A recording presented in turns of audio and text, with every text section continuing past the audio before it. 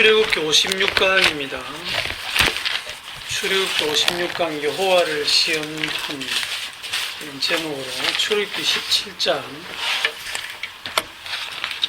출애굽기 17장 1절에서 7절까지 교독을 하겠습니다. 이스라엘 자손의 온 회중이 여호와의 명령대로 신 광야에 있었더나 그 노정대로 행하여 르비딤의 장막을 쳤으나 백성이 마실 물이 없는지라. 백성이 모세와 다투어 이르되 우리에게 물을 주어 마시게 하라. 모세가 그들에게 이르되 너희가 어찌하여 나와 다투느냐? 너희가 어찌하여 여호와를 시험하느냐? 거기서 백성이 목이 말라 물을 찾으매 그들이 모세에게 대하여 원망하여 이르되 당신이 어찌하여 우리를 애굽에서 인도에 내어서 우리와 우리 자녀와 우리 가축이 목말라 죽게 하느냐? 모세가 여호와께 부르짖어 이르되 내가 이 백성에게 어떻게 하리이까? 그들이 조금 있으면 내게 돌을 던지겠나이다. 여호와께서 모세에게 이르시되 백성 앞을 지나서 이스라엘 장로들을 데리고 나일강을 치던 네 지팡이를 손에 잡고 가라. 내가 호렙산에 있는 그 반석 위 거기서 내 앞에 서리니 너는 그 반석을 치라. 그것에서 물이 나오리니 백성이 마시리라. 모세가 이스라엘 장로들의 목전에서 그대로 행하니라. 다 같이 그가 그곳 이름을 마사 또는 머리바라 불렀으니 이는 이스라엘 자손이 다투었으며 또는 그들이 여호와를 시험하여 이르기를 여호와께서 우리 중에 계신가 안 계신가 하였음이더라. 아멘. 오늘 제목이 여호와를 시험함인데 지난주에 그 김성희 집사님이 신천지 교인들이 시험 친다는 얘기를 하셔가지고 제가 좀 궁금해서 홈페이지를 들어가 봤어요. 신천지 이런 얘기는 할 필요도 없지만은 제가 이제 궁금해 들어가 보니까 거기 이제 이런 게 있어요. 천민 창조 이래가지고 하늘 백성을 만드는 창조하는 그 과정이라 해서 하나님 나라 백성의 창조의 시작은 말씀으로 이렇게 섭외를 이렇게 전도를 해서 그 말씀을 응하면 말씀 배울 생각이 있나요? 물어갖고 이제 공부방 교사에게 인도하고 저도 옛날에 공부방 교사에게 걸려갈 뻔했습니다. 공부방 교사에게 이제 인정받으면 한 달간 영계와 육계, 성경적 역사와 교훈, 성경을 알아야 할 이유, 성경 상식, 하나님의 성령과 악령, 뭐 성경을 아는 자와 알지 못하는 자의 차이점 이걸 공부 한 달간 하고 그걸 다 한 다음에 이제 공부방 교사가 이 사람은 하나님 말씀을 배울 수 있겠다 이런 생각이 들면 진짜 공부를 하고 싶으냐 물어보고 원하면 이제 성경을 통달하여 전문 지식을 갖춘 센터로 이제 데리고 간답니다. 그러면 성경을 통달한 그 전문 센터에서는 그 사람을 면접과 구두시험을 쳐요. 면접 보고 구두시험을 쳐가지고 합격하면 이제 선교센터에서 이제 입학을 해가지고 공부를 하는데 6개월간 초등 2개월, 중등 2개월, 고등 2개월 해서 6개월 공부한 다음에 이제 종강시험을 쳐요. 약 한 300문제 시험 문제를 내가지고 근데 그렇게 해서 시험에 합격이 되면 거기서 끝이 아니고 이제 교생 실습을 해야 돼요. 배운 실력의 말씀으로 자기가 이제 공부반 교사가 돼갖고 또 한 사람을 센터로 인도해야 수료가 되고 수료되면 자기 교회로 돌아가서 이제 자기가 배운 걸 전하면서 입교 등록, 교회 등록이 되는데 또 교회 등록만 된다고 신천지 예수교 성도가 되는 게 아니고 진짜 어려워 보여요. 보니까 약 3개월간 모든 신앙생활이 합당하다는 교회 담임의 추천이 있어야 비로소 총회 등록이 되고 하늘나라 생명책의 이름이 생명책의 이름이 이제 올라간다. 이제 이렇게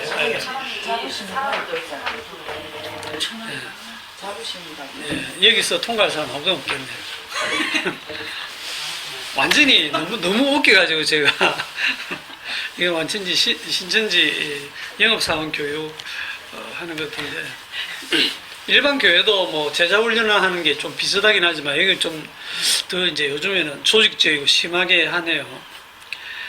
천국은 시험 쳐서 가는 것도 아닙니다. 시험 쳐서 합격하면 생명체 이름 올라가는 것도 아니고 그리고 성경 공부 잘한다 해서 교인이 되는 것도 아니고, 그거는 진짜 그리스도께서 성령을 통해 친히 일하신다는 걸 전혀 믿지 못하는 그런 짓을 하고 있는 거예요. 근데 사진도 있는데 보니까 진짜 위에는 흰 옷, 밑에는 까만 옷 입고 빽빽하게 이렇게 줄 세워 앉아가지고 시험 치고 있더라고. 천국 가려고. 네.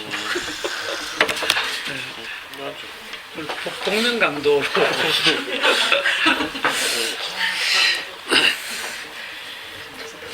우리 17장 1절을 한번 봅시다. 이스라엘 자손의 온 회중이 여호와의 명령대로 신광야에서 떠나 그 노정대로 행하여 르비딤의 장막을 쳤으나, 자, 이게 쳤으나 이게 무슨 말입니까? 백성이 마실 물이 없는지라. 그러니까 쳤으나 그러나 이 말이죠. 그러나 이 말은 앞의 내용과 완전히 반대가 되는, 앞의 내용이 뭐냐 하면 여호와의 명령대로 행했고 그 노정대로 행했단 말입니다. 그랬을 때 기대되는 기대가 뭐냐 하면 오아시스로 인도하시고 푸른 초장 맑은 물가로 인도하시는 게 당연한데, 그렇게 했으나 백성이 마실 물이 없는지라. 현실의 결과는 이거는 뭐 물이 없다는 거죠. 물이 없다는 얘기는 이 광야에서 이 백성들에게 물이 없다 이 말은 목말라 죽으라 이 말입니다. 진짜. 이게 뭐 여호와의 명령을 어겼다든지 그 노정을 이탈해서 딴 데로 갔다든지 그랬더니 물이 없더라 이러면 납득이 되는데, 하나님 말씀대로 그대로 행했고 그 노정도 어긋나지 않고 그대로 왔는데 물이 없다. 그래서 2절에 백성이 모세와 다투어 이르되, 다툴 수 있는 이유는요, 자기가 정당하기 때문입니다. 자기가 잘못했을 때는 다투지 않습니다. 고개 숙이고 있지.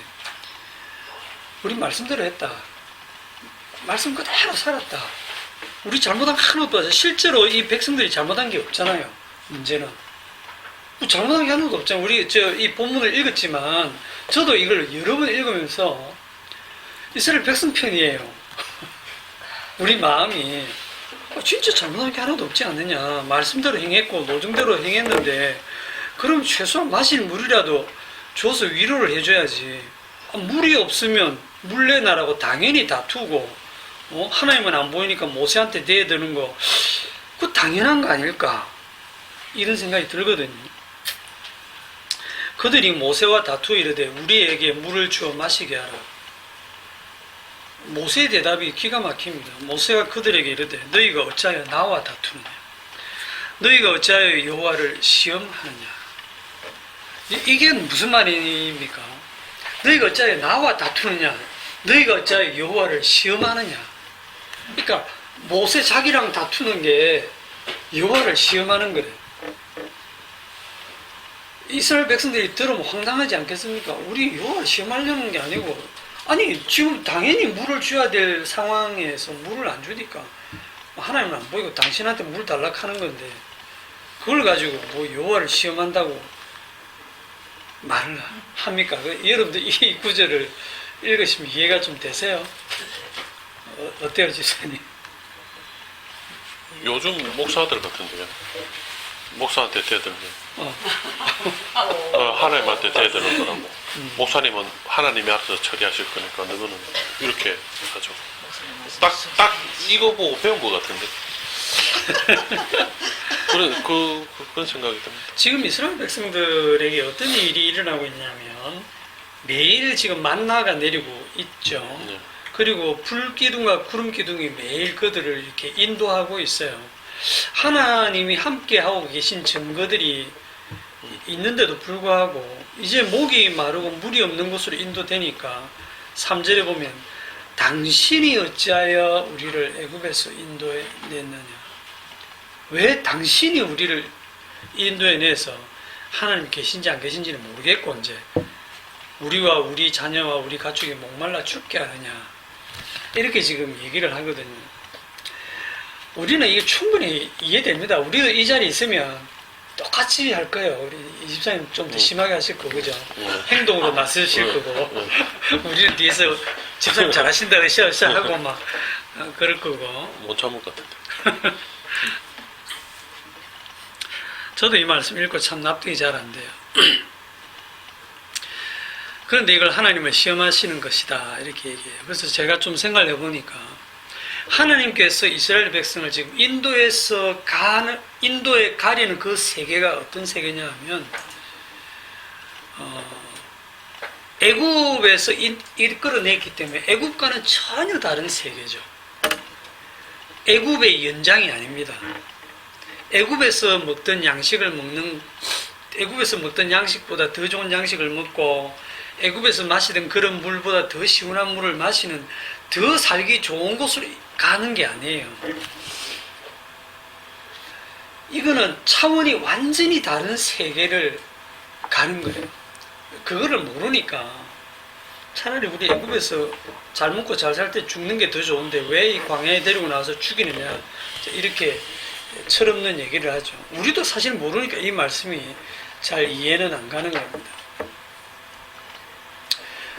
그래서 우리가 이걸 보면서 어떤 목사님들은 이 사람들이 원망한 것처럼 우리는 원망하지 말자 이렇게 하는데 원망 안 할 수가 없는 환경이에요. 이거는 지금 목말라 죽을 지경인데 물 내놔라 이거 당연한 얘기 아니에요? 당연하거든요. 결국 우리의 이 혈과 육을 가지고는 그 세계에 들어갈 수 없다고 하는 것을 이 말씀이 지금 보여주는 겁니다. 하나님의 나라는 혈과 육으로 상속받을 수 없고 아무리 시험 잘 쳐도 안 돼요. 애굽 사람들은 애굽에 있을 때 하나님의 심판으로 죽었고 다 물에 빠져 죽었고, 그런데 이스라엘 백성들은 죽어야 되는데도 불구하고 지금 광야로 데리고 나왔잖아요. 이 광야가 뭐 하는 공간이라 했습니까? 죽이는 곳이다. 제가 여호와의 명령대로 그 노정대로 행했는데 물이 없는 곳으로 왔다. 죽을 자리로 온 거예요. 죽을 자리로.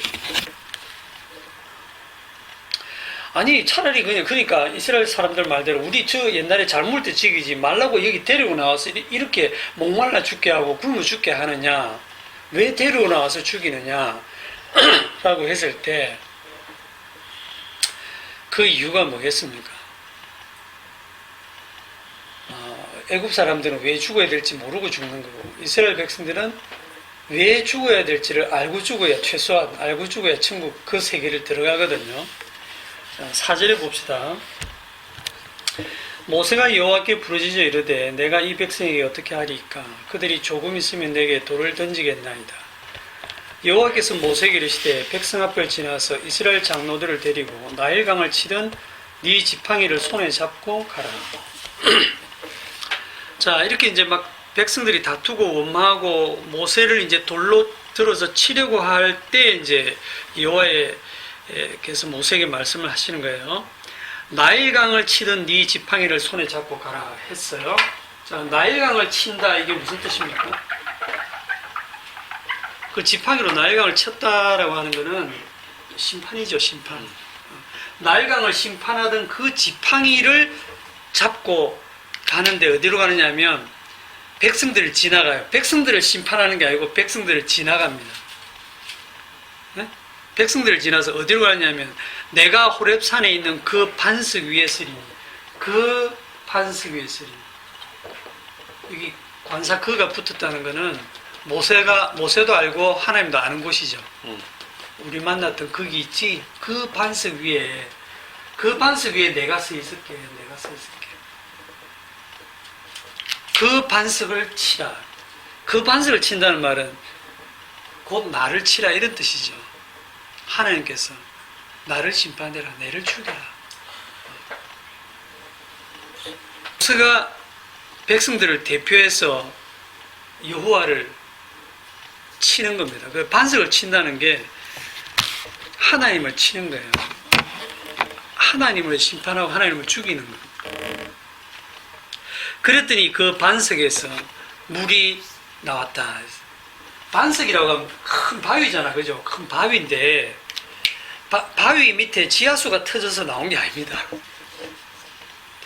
사람들은 그렇게 생각해요. 지하수가 터져 나온 게 아니고요. 그냥 바위에서 물이 나왔다니까요. 뭐 이거는 과학적으로 설명 안 되고 말도 안 돼. 하늘에서 만나가 내렸다. 그것도 말도 안 되는 얘기고. 바위를 지팡이로 땅 때리는데 바위에서 물이 터져 나왔다는 거예요.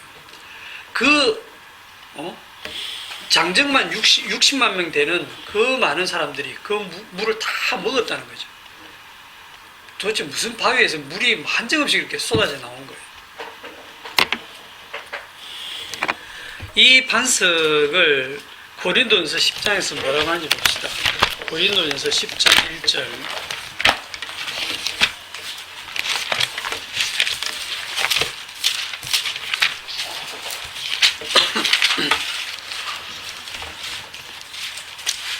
고린도전서 10장 1절. 형제들아 나는 너희가 알지 못하기를 원하지 아니하노니 우리 조상들이 다 구름 아래 있고 바다 가운데로 지나며 모세에게 속하여 다 구름과 바다에서 세례를 받고 다 같은 신령한 음식을 먹으며 신령한 음식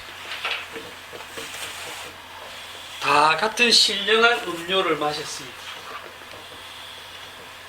신령한 음료, 신령한 물이죠. 마셨으니 이는 그들을 따르는 신령한 반석으로부터 마셨으면 그 반석은 곧 그리스도시라. 반석이 누구라고요? 네, 신약에 딱 와서 해석을 하죠. 이 반석은 그리스도다. 그들을 따른다면 동행하고 있는, 지금 그들을 애굽에서 인도에 내서 그 밑에 배경에 깔고 있는 게 인도에 내서 그들을 안고 그들과 동행하면서 그 하나님이 인도하려는 그 약속의 땅, 그 세계로 인도에 들을 때 동행하시는 그분, 그리스도. 그 그리스도로부터, 그 신령한 반석으로부터 마셨다. 그런데 그 마시는데 어떤 식으로 마시느냐 하면 이 그리스도를 침으로 백성들이, 자기 백성이 자기를 구원할 구주를 침으로, 죽임으로 거기에서 생수가 흘러나오는 거예요.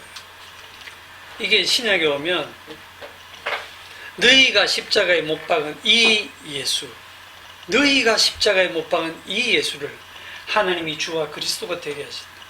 그분이 죽으심으로 그의 살과 피를, 그분의 살과 피가 신령한 음식, 신령한 음료죠. 그걸 주어 먹게 하고 마시게 한다.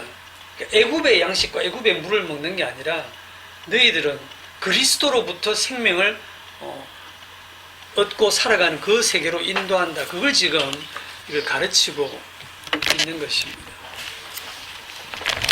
다시 본문으로 돌아와서 그가 그곳 이름을 마사 또는 머리바라 불렀습니다.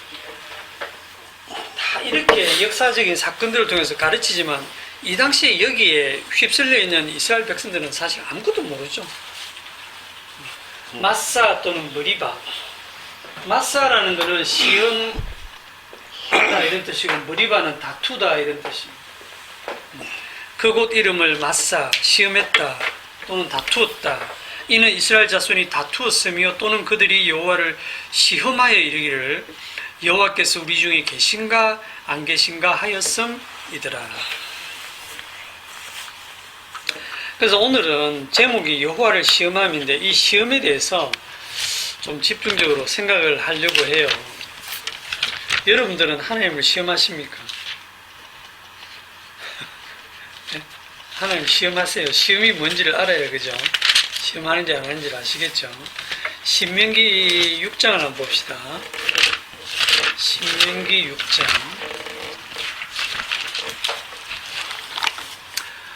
어디를 보냐? 신명기 6장 16절에 이 사건을 이제 후에 몇십 년 후에 모세가 또 이걸 딱 들무이거든요. 신명기 6장 16절. 너희가 마사에서 시험한 것 같이 너희의 하나님 여호와를 시험하지 말고, 그죠? 너희의 하나님 여호와를 시험하지 말고, 뭐처럼 마사에서 너희들이 시험했던 것처럼 너희 하나님 여호와를 시험하지 말고 이랬어요. 시험하는 게 뭘까요? 이 여호와를 시험한다는 이 뜻을 신약에 와서 예수님의 해석을 보면 명확하게 이제 알 수가 있습니다. 마태복음 4장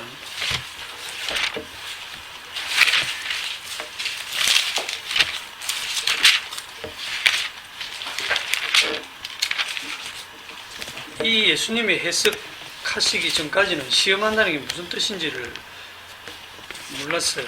마태복음 4장에 보면 4장 1절 그때 예수께서 성령에게 이끌리어 마귀에게 시험을 받으러 광야로 가사 지금 마귀가 예수님을 시험하죠.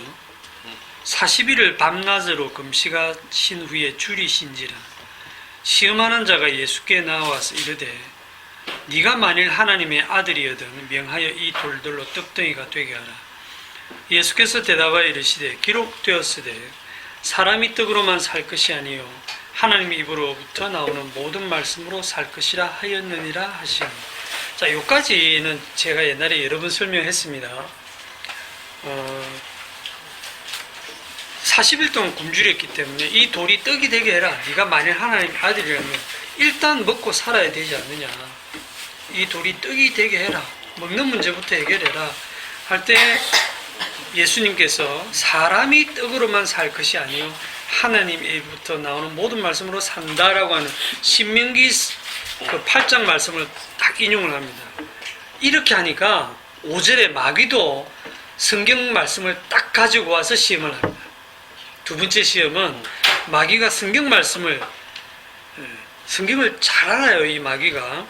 이에 마귀가 예수를 거룩한 성으로 데려다가 성전 꼭대기에 세우고 이르되 네가 만일 하나님의 아들이여든 뛰어내리라 기록되었으되. 똑같이 합니다. 예수님이 시험을 첫 번째 시험 이기실 때 기록되었으되 하고 신명기에 기록된 말씀 가지고 딱 대답했잖아요. 근데 마귀가 이제 두 번째 시험을 어떻게 하냐면 네가 만일 하나님의 아들이여든 뛰어내리라.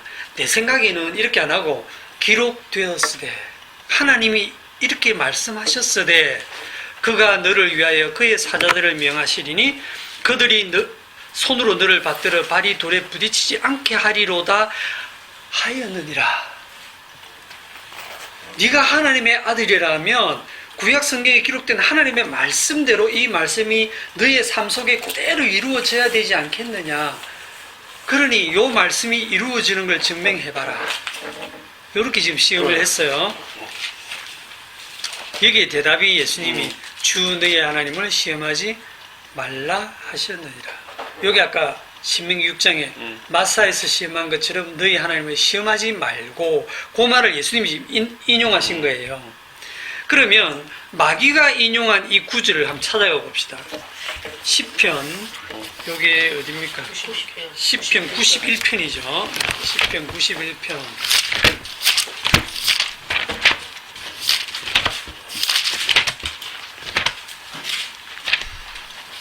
시편 91편을 쭉 읽으면서 한번 해석을 해봅시다.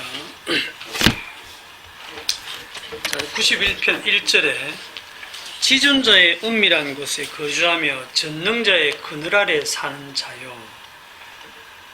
지존자라고 하면 하나님이고 지존자의 은밀한 곳이 어디겠습니까? 지존자의 은밀한 곳. 그게 이 땅에 그려진 곳이 어디냐면 지성소죠. 하나님께서 계신 곳 중에서도 지극히 거룩한 지성소, 거기서도 언약궤, 그 언약궤 안에 이렇게 성도가 보호받고 있다 이렇게 생각하시면 됩니다. 그 위에 언약궤 안에 그 세 가지의 그 죄악의 증거물들이 있죠. 그걸 우리 성도 이스라엘 백성으로 보면 되고요. 그 위에 속죄소가 있고 거기에 언약의 피가 발라져서 그 죄가 이렇게 가려짐을 받는 그 상태죠. 지존자의 은밀한 곳에 거주하며 전능자의 그늘 아래 사는 자요. 한마디로 얘기하면 성도요 이렇게 말할 수 있겠죠. 하나님의 택한 백성을 보고 얘기하는 거예요. 2절 나는 여호와를 향하여 말하기를 그는 나의 피난처시요 나의 요새시요 내가 의뢰하는 하나님이라 하리니. 삼중 보호를 하고 있어요. 피난처, 내가 이렇게 피할 수 있는 피난처인데, 그 다음에는 더 확장해서 나의 요새, 큰 성벽이 있는 요새고, 내가 의뢰하는 하나님이다. 이 하나님은 이제 요새 정도가 아니고 내가 어디를 가든지 동행하는 그 하나님이 어디를 가도 지켜주시는 하나님, 이렇게 삼중 보호를 하고 있어서 3절에 이는 그가 너를 새 사냥꾼의 올무에서와 심한 전염병에서 건지실 것이미로다. 요즘 애들은 잘 모르지만 우리 옛날에 주일학교 때 많이 불렀죠. 오 우리 영혼이 벗어났도다 사냥꾼의 올무에서 새같이 오 우리 영혼이, 그러면서 주일학교 때 많이 불렀는데 우리 박 집사님도 기억날 거예요. 새 사냥꾼의 올무에서 건져주신다. 이 새 사냥꾼, 쉽게 말하면 나를 사냥하려고 하는 자들, 나의 대적들, 뭐 나를 이용해서 이익을 챙기려는 자들이나 나를 괴롭히려는 모든 인간을 통틀어서 그들로부터 나를 보호하신다. 이렇게 보면 우리 윤 집사는 참 보호를 못 받은 것 같아요. 옛날 빈센트 가게 할 때 보면 주인부터 해가지고 막 주변에 계속 괴롭히는 대적들 때문에 돌아보면 하나님이 전혀 보호를 안 하신 것 같아요. 계속 괴롭힘을 당하고 쫓겨나고 지존자의 은밀한 곳에 거주하지 않았나? 잘 들어보세요. 반전이 있으니까. 심한 전염병에서 건지실 것이미로다. 심한 전염병, 자연적인 그런 질병으로부터도 건져주신다. 다른 불신자들은 다 전염병에 걸려서 고생을 해도 나는 그 병에 안 걸리게 하고, 걸려도 금방 낫게 하고, 뭐 요즘에 슈퍼박테리아 막 뉴스가 나오고 하는데, 그래도 나는 지존자의 은밀한 것에 거하고 내가 십자가 복음을 잘 알기 때문에 나는 아무 이상 없어, 이제 이렇게 생각을 하죠. 4절에 그가 너를 그의 깃으로 덮으시리니 네가 그의 날개 아래 피하리로다. 그의 진실함은 방패와 손방패가 되시나니 너는 밤에 찾아오는 공포와, 우리 집사님도 얘기했지만 갑작스럽게 그냥 이 느껴지는 그 공포를 못 이겨서 사람이 자살까지 할 정도가 되잖아요. 낮에 날아드는 화살과, 낮에 그냥 가는데 누군가 멀리서 나를 죽이려고 화살을 쏘는데 화살이 그냥 피해가 내 앞에서. 어두울 때 퍼지는 전염병과 밝을 때 닥쳐오는 재앙들을 두려워하지 아니하리로다. 1000명이 네 왼쪽에서 10,000명이 네 오른쪽에서 엎드러지나 이 재앙이 네게 가까이 하지 못하리로다. 하여튼 이 모든 재앙으로부터, 예를 들어서 뭐 낮에 날아드는 화살 할 때 우리가 현실적으로 얘기하면 뭐 길을 가는데 갑자기 뭐 차가 인도로 덮쳐가지고 사람들이 다치고 하는데, 갑자기 내 앞에서 차가 들이닥쳤는데 내를 아슬아슬하게 비해서 다른 사람은 다치는데 나는 아무 이상이 없다. 아, 하나님이 나를 보호하셨다. 전염병과 재앙이 막 임해가지고 쓰나미가 닥치고 심한 전염병이 임하고 막 산불이 퍼지는데, 거기서 1000명이 왼쪽에서 10,000명이 내 오른쪽에서 막 쓰러져도 나는 혼자 끝까지 살아남아서 치킨을 먹는다는 거지. 나 혼자. 그러면 진짜 하나님이 나를 보호하시는 것 같잖아요. 어떠한 재앙도 나를 가까이 하지 못한다? 왜? 하나님이 나를 보호하고 있으니까. 8절. 그래서 우리가 시편 읽으면 굉장히 신나잖아요. 오직 너는 똑똑히 보리니 악인의 보응을 네가 보리로다. 악인의 보응을 보려면 우리는 살아있어야 되고, 악인들이 어떤 전염병이나 나를 그렇게 괴롭히던 저 사람이 하나님이 심판해가지고 보응을 당하는 걸 보면 얼마나 고소하겠어요. 잘한다, 나를 그렇게 괴롭히더니 저렇게 망하는구나, 너 사람 잘못 건드렸어, 이렇게 될 건데, 현실은 또 그렇지 않죠. 내하고 아무 상관없는 이야기처럼 들리고, 나를 괴롭혔던 사람들이 더 잘 살고 있어. 내한테는 해당 사항이 없는 이야기처럼 들리고. 예, 우리 집사님 하나님 도무지 보호하지 않는 것 같죠. 9절에 네가 말하기를 여호와는 나의 피난처시라 하고 지존자를 내 거처로 삼았으므로 화가 네게 미치지 못하며 재앙이 네 장막에 가까이 오지 못하리니. 이제 예수님이 마귀가 인용한 구절입니다. 11절. 그가 너를 위하여 그의 천사들을 명하사 네 모든 길에서 너를 지키게 하십니다. 그들의 손으로 너를 붙들어 발이 돌에 부딪히지 아니하게 하리로다. 네가 혹시 절벽에서 발을 헛디뎌서 떨어지더라도 천사를 보내가지고 딱 받들어서 발이 돌에 부딪히지 않게 하리로다. 이게 하나님께서 하신 말씀이거든요. 이렇게 말씀되어 있다. 이걸 가지고 지금 그대로 가지고 가서 이렇게 기록되었으니 하면서 예수님을 시험을 하거든요. 네가 사자와 독사를 밟으며 젊은 사자와 뱀을 누리리로다. 하나님이 이르시되 그가 나를 사랑한즉 내가 그를 건지리라. 그가 내 이름을 안즉 내가 그를 높이리라. 그가 내게 간구하리니 내가 그에게 응답하리라. 그들이 환난당할 때에 내가 그와 함께하여 그를 건지고 영화롭게 하리라. 내가 그를 장수하게 함으로 그를 만족하게 하며 나의 구원을 그에게 보이리라 하시도다. 그가 내게 간구하리니 기도하라는 거예요. 기도하면 내가 그에게 응답하고 그들을 모든 환난에서 건져주시고 내가 그를 장수하게 해서 일찍 안 죽고 장수하게 해서 그를 만족하게 하고 나의 구원을 그에게 보이리라 하시도다. 아멘. 예. 시편 91편 해석 끝났습니다. 자, 방금 제가 시편 91편을 간단하게 해석을 했습니다. 읽으면서. 이 해석이 맞아요, 틀려요? 문자 그대로 했으니까 틀린 것 같아요. 그렇게 추정하지 마시고. 이렇게 해석을 안 하고 달리 해석할 방법이 있어요, 없어요? 사람 경험으로는 안 맞는데. 경험을 안 하는데. 아니, 달리 해석할 방법은 없잖아요. 하나님께서 하신 말씀이고, 다 이렇게 보호해 주시고, 지켜주시고, 뭐, 방패가 되시고, 손방패 되시고, 너의 요새가 되고, 뭐, 말은 참 좋다. 모든 상황에서 지켜주시겠다고. 건지고 영어롭게 한다 했다. 또 장수도. 지금 하신 약속이잖아요. 세상에 내만 재수 없게 당하고 사는 것 같은데. 여기 나온 성도 누군고? 난 아닌 것 같은데. 아니, 그러니까 91편 말씀을 방금 제가 해석한 것과는 다르게 해석할 방법이 있나요, 없나요? 다르게 해석할 방법은 좀, 아니, 하나님의 말씀인데 우리가 어떻게 함부로 다르게 해석하겠습니까? 하나님이 이렇게 해주겠다 해서, 그렇게 해주시겠냐고 믿어야지요. 아멘 하셔야지. 이분들이 참. 얼마나 속고 살아왔으면.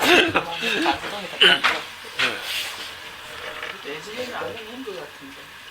그런데 못 모르고 채로서 될 것이다. 믿으면 된다. 마귀가 예수님을 시험할 때 이 시편 91편 이 구절을 가지고 와서 마귀가 예수님을 시험할 때 성경대로 해석을 했어요? 아니면 성경하고 다르게 해석했어요?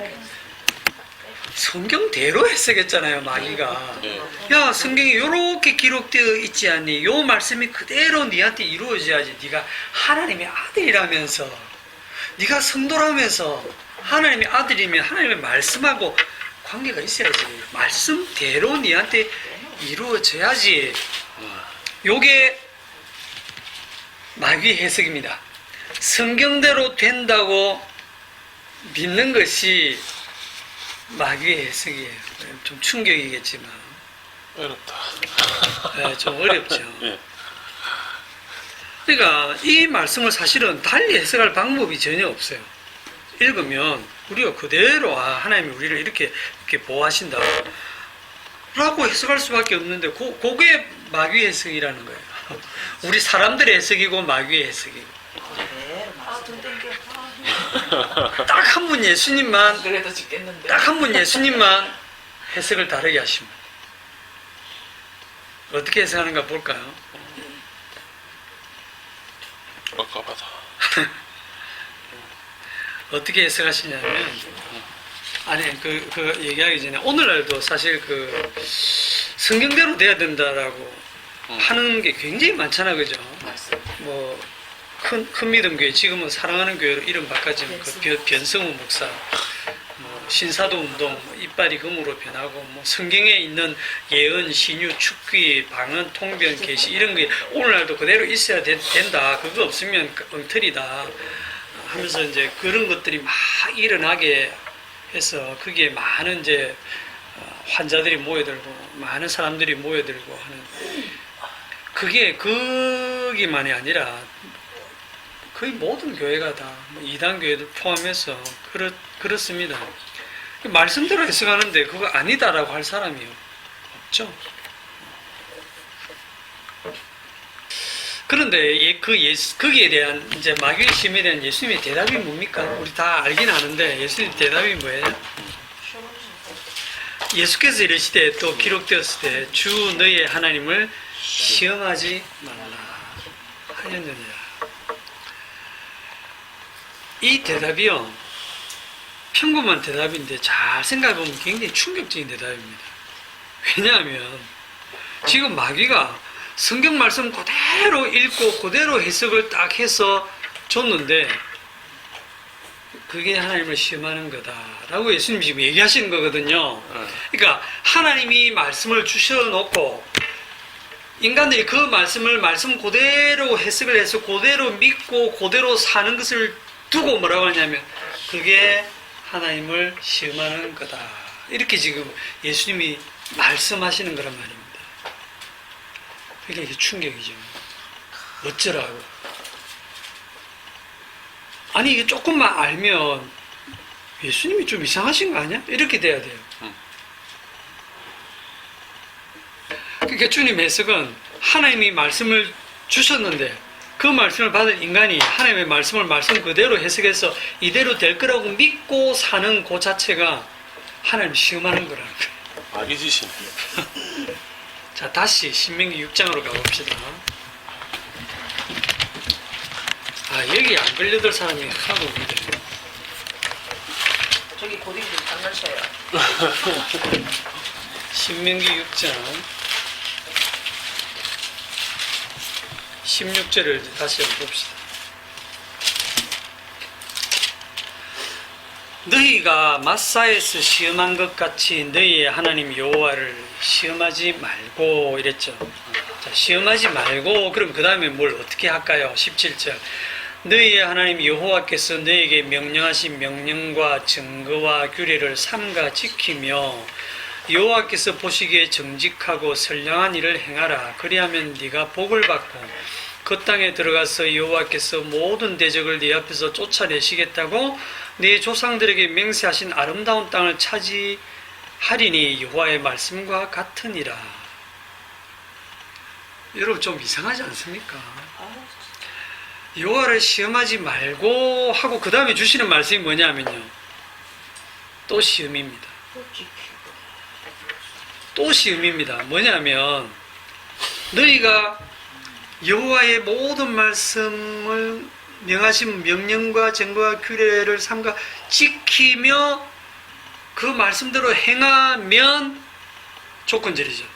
그렇게 행하면 네가 복을 받고 그 약속의 땅에 들어가서 그 아름다운 땅을 차지하리라.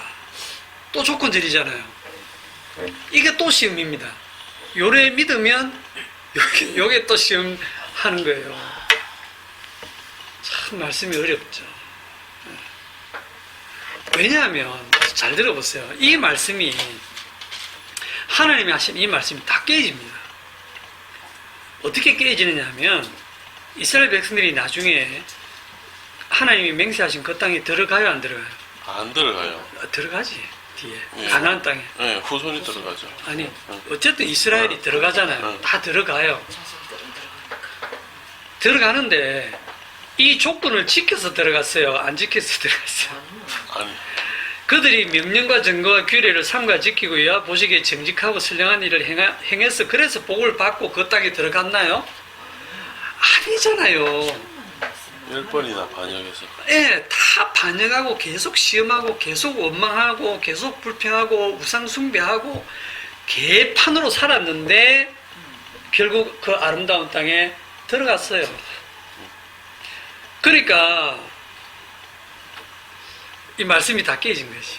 말씀과 같았다. 이 말씀대로 되면 못 들어가요.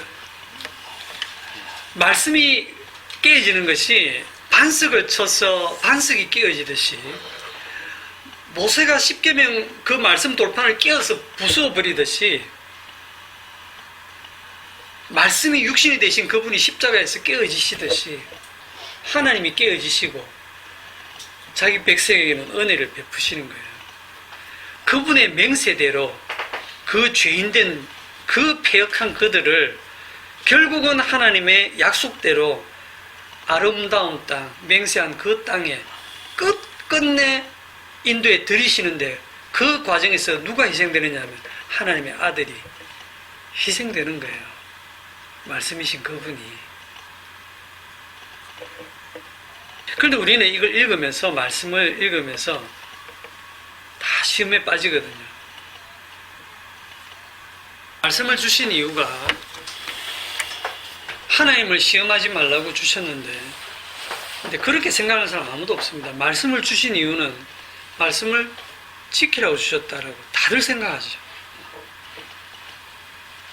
그래서 이 말씀대로 지키고 행하면 이 말씀대로 복을 주시고 이대로 내게 이루어지겠지라고 다들 그렇게 생각하죠.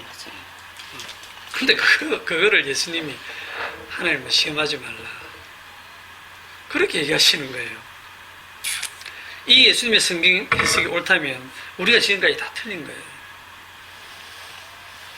오늘날 교인들이 어떤 생각을 하냐면, 나는 마귀의 시험을 못 이기는데 예수님은 마귀의 시험을 다 이겼다, 그래서 내가 그 예수를 믿으면 나는 구원을 얻을 수 있다, 이렇게 생각을 해요. 또 뭐 신약 성경에 보면 사도행전에 천하 인간의 구원을 얻을 만한 다른 이름을 우리에게 주신 일이 없다, 주 예수를 믿으라 그리하면 너와 네 집이 구원을 얻으리라, 이런 말씀을 주시잖아요.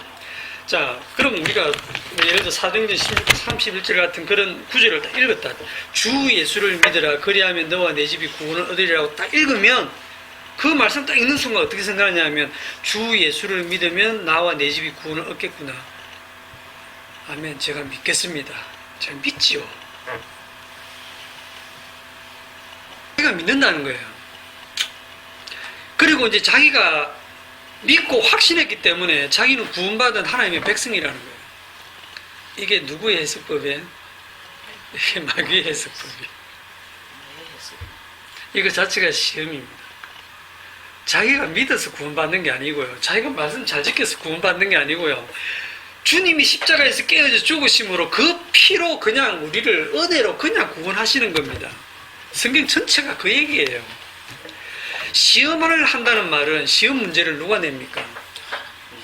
선생님이 시험 문제 내죠. 시험 문제를 지금 하나님이 시험 문제를 딱 냈어요. 그런데 이 시험 문제 굉장히 고여 있어. 이 시험 문제를, 이 말씀을 통해서 시험 문제를 딱 주니까 어떻게 이스라엘 백성들이 어떻게 하나님을 시험하고 오늘날 교인들이 어떻게 하나님을 시험하느냐 하면, 주님 말씀 이렇게 하셨네요. 예, 제가 이 말씀대로 지키겠습니다. 하나님 말씀하십니까? 하나님 말씀하세요. 제가 그 말씀 잘 듣고 제가 그 말씀대로 행하겠습니다. 여기 뭐냐면 하나님하고 나하고 지금 대등하게 맞짱 뜬다는 거예요. 자기 주제 파악을 못하는 거예요. 이 말씀은요, 아까 시편 91편 그 말씀은 1차적으로 누구에게 주신 말씀이냐면 예수님에 대한 말씀이에요. 예수 그리스도. 예수 그리스도를 증거하는 말씀이에요. 그 시편 91편 거기서 1차적인 성도가 예수 그리스도거든요. 예수 그리스도에 대한 말씀이에요. 그러면 시편 91편 전체적으로는 보호하신다는 거잖아요. 어떤 경우에도 보호한다는 거잖아요. 하나님이 예수님을 보호했어요, 안 했어요?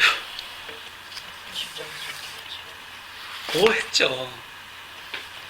하나님이 예수님을 보호했는데요, 그 보호하는 방식이 우리가 생각하는 방식하고 마귀가 생각하는 방식하고 완전히 다르다니까요. 십자가에 죽으시게 했어요.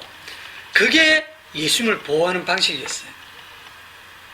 그분이 십자가에서 버림받고 완전히 죽어서 무덤에 장사되는 것까지, 이거는 뭐 누가 봐도 하나님께 버림받은 모습으로 십자가에 죽으셨는데 그게 하나님의 보호예요. 그렇게 십자가에 죽어야 주님이 되시거든요. 주님이 되시거든요. 가장 높은 자리에 하나님 보좌 우편에 앉아서 만유의 주가 되시거든요. 이게 하나님이 보호하는 방식이에요. 그러니까 이 글자 그대로 여러분들이 해석을 해봐야 10편 91편을 해석하면 다 마귀적인 해석밖에 할 수 없고, 예수 그리스도를 보고 우리는 하나님의 보호가 어떤 보호인가, 진짜 보호가 어떤 보호인가 하는 걸 알아야 돼요. 죽음에서 다시 살려내시는 그거거든요. 하나님은 엔딩만 주문하시네. 과정은 안 되는 거죠. 죽음에서 살려내시는. 엔딩. 그 영원한 거니까. 우리한테 적용을 하면 우리가 어떤 생각을 할 수 있냐면, 우리는 이제 십자가 복음을 남들보다 좀 잘 알고, 거듭남 죄사함의 비밀 뭐 이런 것도 알고, 십자가의 복음을 제대로 잘 아니까, 복음을 잘 아는 나는 이제 어떻게 살아도 무슨 짓을 해도 주님께서 구원으로 이끄실 것이다, 이렇게 생각하는 것이 구원파의 해석이고 마귀의 해석이에요. 내가 십자가의 복음을 잘 알기 때문에 어떻게 살아도 주님이 우리를 구원으로 인도하는 게 아니고, 어떻게 살아도 우리의 삶을 통해서 십자가만 증거하게 하십니다. 그런 자들이 사실은 구원받은 자들이에요. 성도의 인생은 자기의 구원 확보, 자기의 어떤 천국 확보, 자기의 안정을 확보하기 위한 말씀 해석이 아니고, 십자가의 주님을 증거하는 그 인생 속에 놓여져 있는 거예요. 그런 인생으로 주님이 살게 하세요. 저와 여러분들이 십자가를 증거하는 인생이 되면 우리가 우리 이 성도의 삶이, 인생이 보호받는 인생일까요? 보호받지 못하는 인생일까요?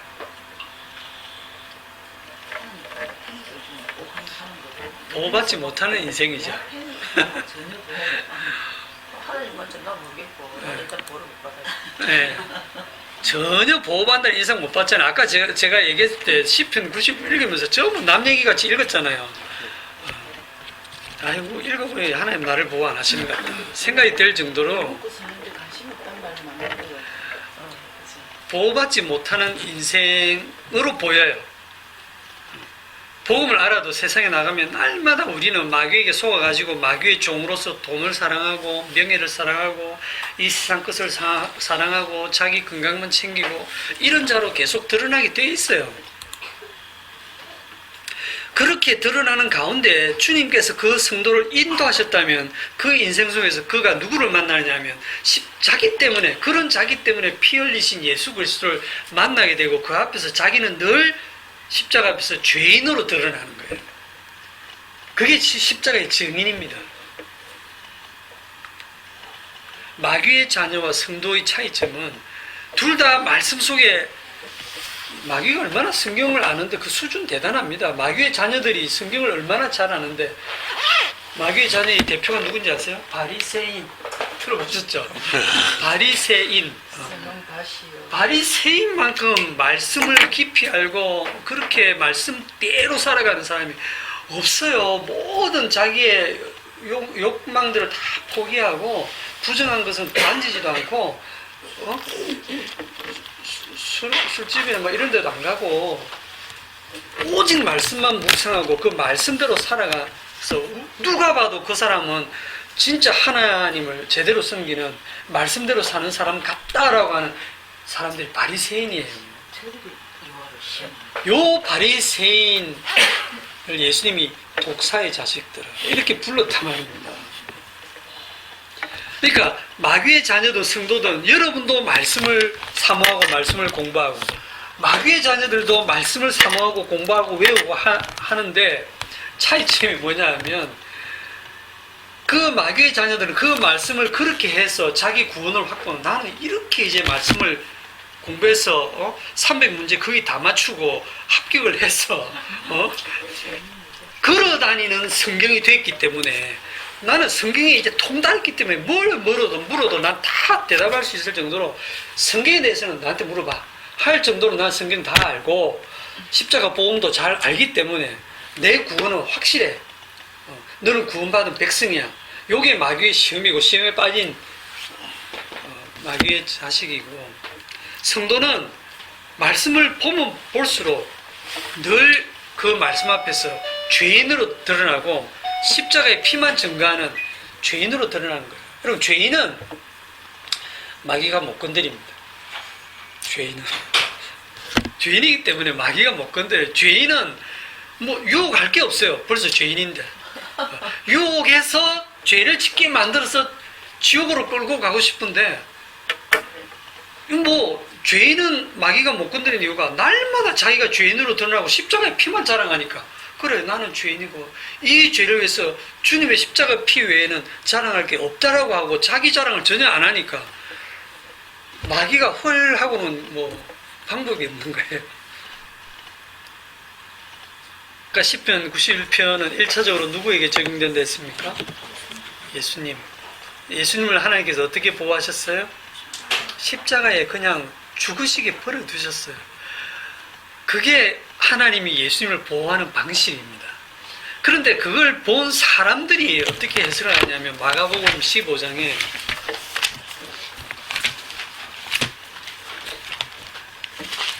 마가복음 15장에 보시면 십자가에 달려 죽는 예수를 본 사람들의 평가, 마가복음 15장 29절 15장 29절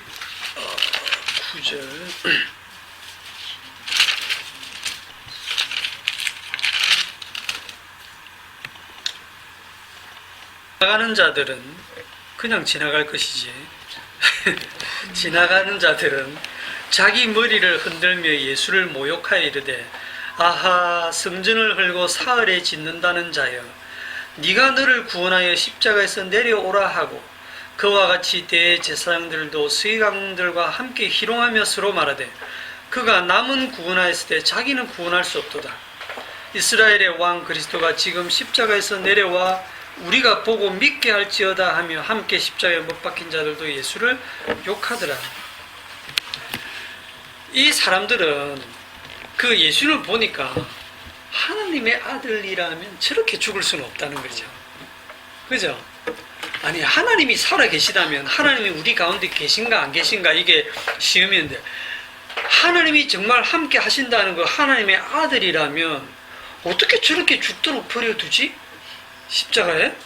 그리고 구약의 율법에 의하면 나무에 달린 자마다 저주 아래 있는 자라 했는데, 아, 저 나무에 달려서 죽는 거 보니까 저 사람은 저주받은 자다. 저주받은 자. 하나님께 저주받아 죽는 자다. 까불더니 저렇게 죽는구나. 그 누구도 그 십자가에 달려 죽으시는 예수님을 하나님이 보호하고 있다는 사실을 알 수가 없었어요.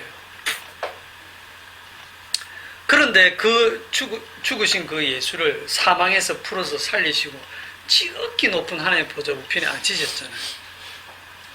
그리고 주가 되셨잖아요. 이 주님 가신 길을, 이 주님의 삶을 이제 누가 따라갑니까?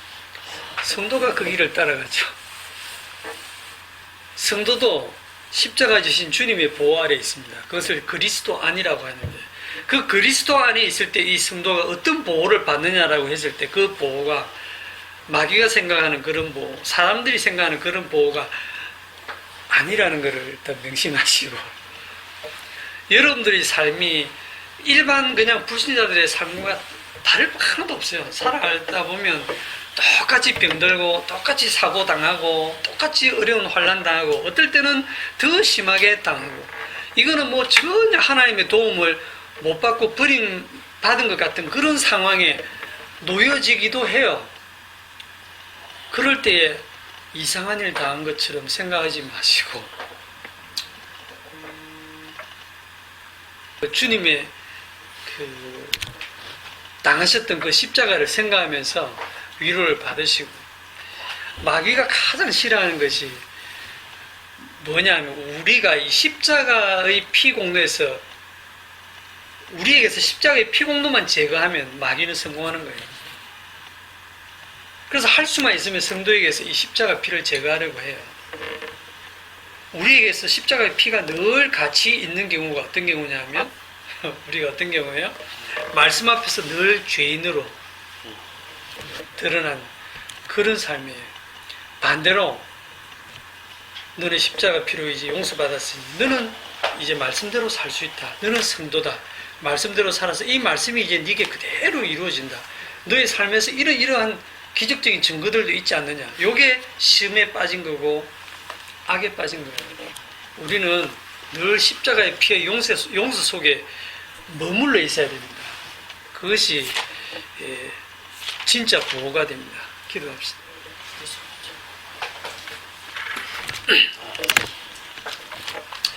하나님의 말씀 앞에서 늘 죄인으로 드러나야 됨에도 불구하고 우리는 자기 주제를 모르고 이 말씀을 내가 해석하고 이 말씀대로 내가 믿고 이 말씀대로 내가 행함으로 이 말씀대로 나한테 이루어져야 되지 않습니까? 라는 그러한 주장들을 합니다. 주님, 우리의 모든 이 말씀이 우리의 모든 입을 막고 죄 아래 가두고 오직 주님이 긍휼을 베푸시기 위해서 이 말씀들이 우리를 죄 아래 가둔다고 하는 사실을 기억하게 하시고 오늘도 말씀을 배우면서 우리의 죄가 더욱 깊은 죄가 드러남으로써 주님의 십자가만 높아지는 그런 우리의 성도의 삶이 되게 하옵소서. 예수님의 이름으로 기도드립니다.